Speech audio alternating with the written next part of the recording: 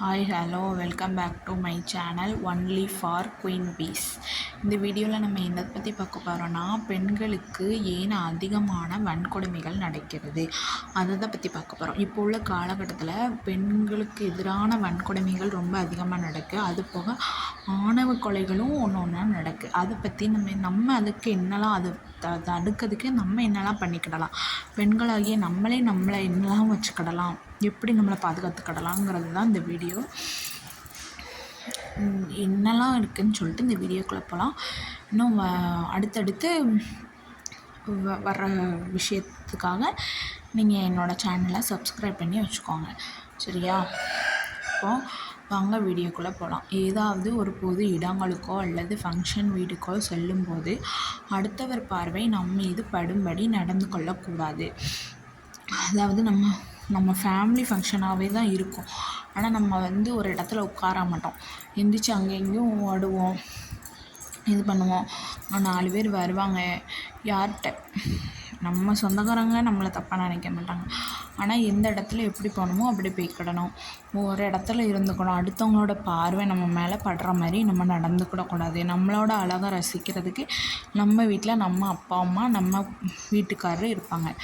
அடுத்தவங்க பார்வை நம்ம மேலே படுற மாதிரி நம்ம பேசவோ சிரிக்கவோ கத்தி பேசவோ அப்படி பண்ணும்போது இவங்க யார் என்னன்னு நம்மளை பற்றி 4 பேர் விசாரிப்பாங்க. அப்போ அடுத்தவங்களோட பார்வை நம்ம மேலே ஒரு இடத்துல உட்காரும், எந்திரிச்சு அங்கேயும் இங்கேயும் போய்கிட்டு சிரிச்சுக்கிட்டு அப்படி இருக்கும்போது இது யார் இந்த பொண்ணு, இது யார் அப்படி சொல்லி கேட்பாங்க.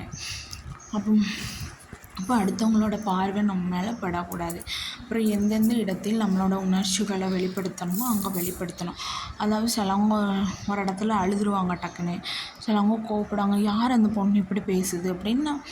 நம்ம யாருங்கிறத நம்ம வெளிப்படுத்தவே கூடாது. அதே மாதிரி ட்ரெஸ்ஸிங் சென்ஸை இப்போ நிறைய பேர் ப்ளேம் பண்ணுறாங்க. செல்ஃப் க்ரூமிங்கிற பேரில் அடுத்தவங்களோட பார்வை நம்ம மேலே படுற மாதிரி நம்ம ட்ரெஸ் பண்ணுறோம். அது தேவை கிடையாது. அடுத்தவங்களோட தப்பான எண்ணமோ தப்பான பார்வையோ நம்ம மேலே வராதபடி நம்மளோட ட்ரெஸ்ஸிங் சென்ஸோ நம்மளோட வார்த்தைகளோ நம்மளோட உணர்ச்சிகளோ இருக்கணும். எங்கே சிரிக்கணுமோ அங்கே தான் சிரிக்கணும், எங்கே கோவப்படணுமோ அங்கே தான் கோவப்படணும். எல்லா இடத்துலையும் என்ன சொன்னாலும் சிரிக்கக்கூடாது, எல்லா இடத்துலையும் கோவம் படக்கூடாது. அதுக்கப்புறம் நம்ம வெளியே போகிற இடத்துல நம்மளுக்கு சந்தேகமாக நிறைய பேர் தெரியும். நம்மளுக்கே தெரியும் இவங்களோட இது சரியில்லை, நம்ம கண்ணை பார்த்து பேச மாட்டாங்க, நம்மளை சிரிச்சுக்கிட்டே பேசுவாங்க, நம்மளுக்காண்டி வெயிட் பண்ணுவாங்க. அதெல்லாம் தேவை கிடையாது. யாராவது ஏதாவது ஒரு விஷயம் நம்மக்கிட்ட இருக்க போய் தான் நம்ம அம்மா அப்பா தவிர அண்ணன் தம்பியை தவிர வேறு யாருமே நம்மளுக்கு எதுவும் செய்யணும்னு கிடையாது. அவங்க ஏதாவது சந்தேகமாக இது பண்ணால் நீங்கள் ஏன் இதை செய்கிறீங்க, நீங்கள் ஏன் இது பண்ணுறீங்க அப்படி சொல்லி இவங்க இது பண்ணுறாங்க, இவங்க எனக்கு இது வாங்கி கொடுத்தாங்கன்னு சொல்லி உடனே வீட்டில் சொல்லிடுங்க. இவ்வளோ அதுக்கப்புறம் இந்த காலகட்டத்தில் வயசு வித்தியாசமின்றி பெண்களுக்கு பிரச்சனை வருது. முதல்லாம் சின்ன குழந்தைகளுக்கு வந்துச்சு, அப்புறம் படிக்கிற பிள்ளைங்களுக்கு வந்துச்சு, அப்புறம் ஏஜ் அட்டன் பண்ண பிள்ளைங்களுக்கு இப்படியாக தான் வந்துச்சு. இப்போ பாருங்கள், கல்யாணம் முடிஞ்ச பொண்ணுங்களுக்கு கூட நிறைய பிரச்சனை வருது. அதனால் வேலைக்கு போகிறாங்க. இப்போ உள்ள பொருளாதார சூழ்நிலையினால ஆண்களும் பெண்களும் இப்போ வேலைக்கு போகிறாங்க. ஸ்கூல் போயிட்டு வர பிள்ளைங்கக்கிட்ட மட்டும் அம்மா அப்பா என்ன நடந்தது இன்றைக்கி அப்படின்னு சொல்லி கேட்கணும் நிறைய பேர் சொல்கிறாங்க. ஆனால் இதே தான் கல்யாணம் முடிஞ்ச பொண்ணு உங்களோட மனைவி வேலைக்கு போயிட்டு வந்தாங்கன்னா, என்னம்மா இன்றைக்கி எப்படி போச்சு, இன்றைக்கி என்ன நடந்தது அப்படின்னு சொல்லி நீங்கள் பாசமாக 4 வார்த்தை பேசுனீங்கன்னா அவங்க அங்கே என்ன நடக்கும் அதை உங்கள்கிட்ட ஷேர் பண்ணுவாங்க. அதை விட்டுட்டு நீங்கள் உங்கள் ஃபோனை பார்த்துக்கிட்டு அவங்க சாப்பாடு பண்ணிவிட்டு இது பண்ணிவிட்டு எப்படா படுப்போம் அப்படின்னு அவங்க இருப்பாங்க.